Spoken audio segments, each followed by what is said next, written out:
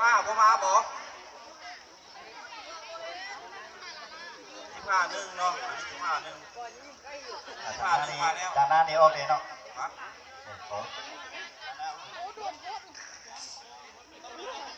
พอบูฮูมาเด้อ15วงเนาะจะมีเลือกที่อ้อมไว้เนาะ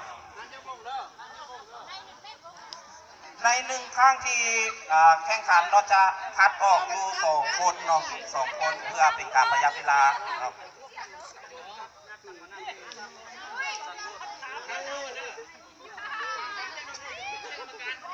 พร้อมแล้วบ่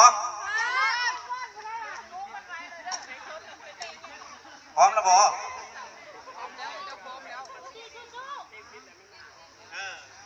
ยัก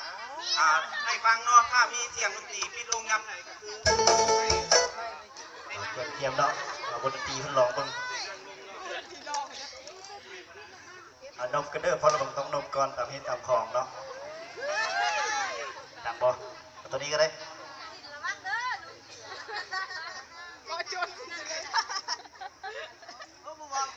เนาะ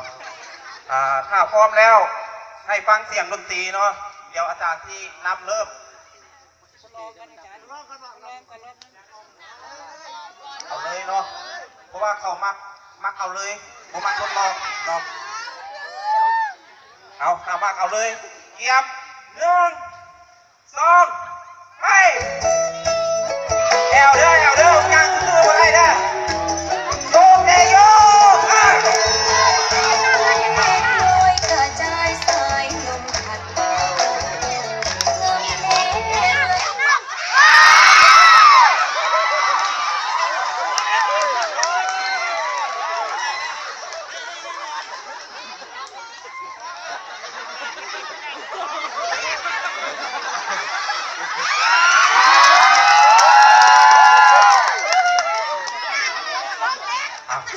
ห้องที่2เนาะดนตรีเอาเงาๆอย่างนี้เนาะให้เขาได้ออกลีลาได้สักหน่อยนะ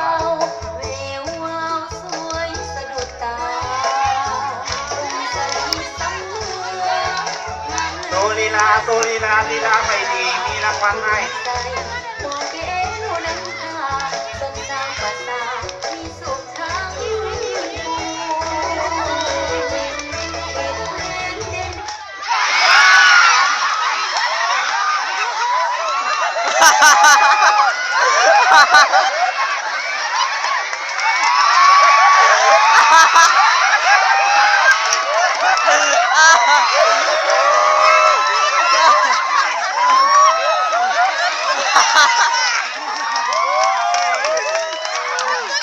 พูดที่ว่า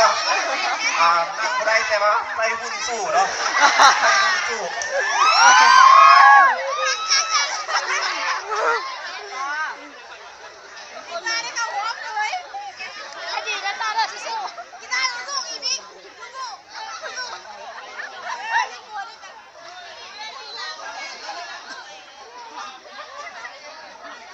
ต่อเลยสู้ๆนะเพลงนี้มาแล้วครับพี่ดาวไอ้ไร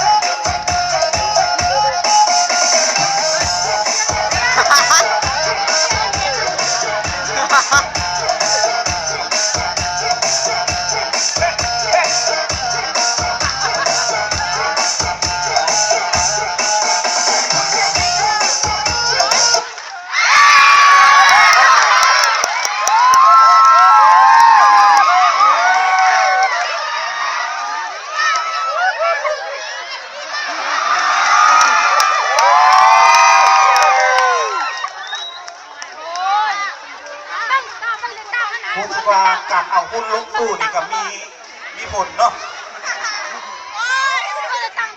หรือว่าเขาจะเหลือ2 คู่สุดท้ายนี่แมนซึกสร้างส่วนสร้างบ่เนาะ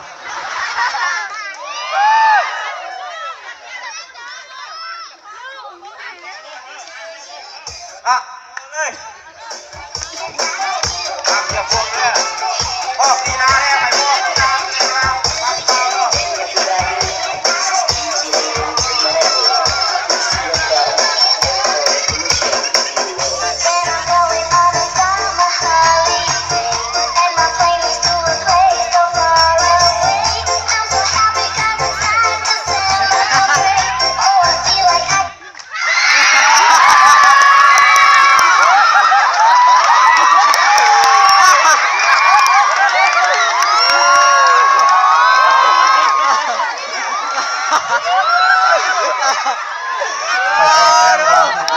สิบเต่าบอลอะไร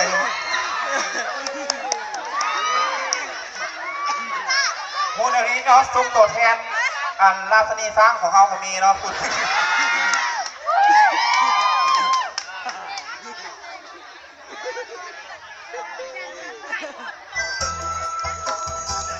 ต่อเลยเนาะ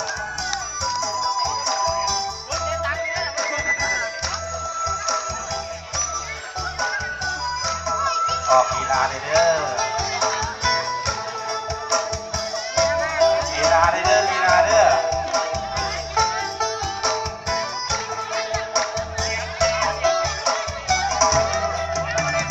คืนห้อยน้องด้วยความห่วงใยสาวอุดมใจแฟนอายเจ้าไปไกลห่างปล่อยให้อายงับ ยางเลยเด้อ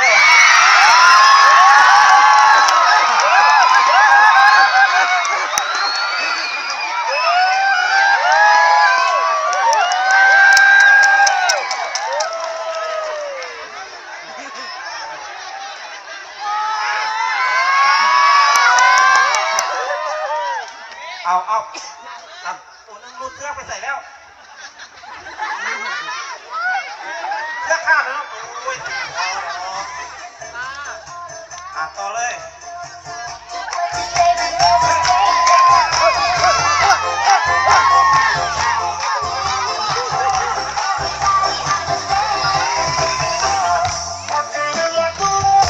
เสร็จแล้ว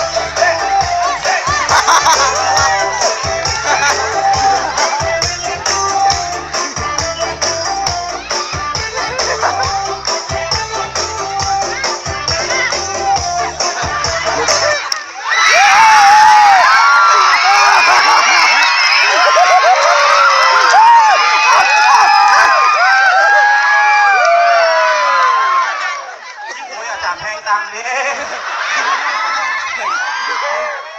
อาจารย์เข้าใจว่าตังทวนงวบ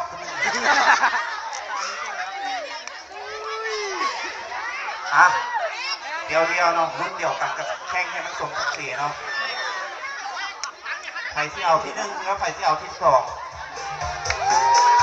เฮ้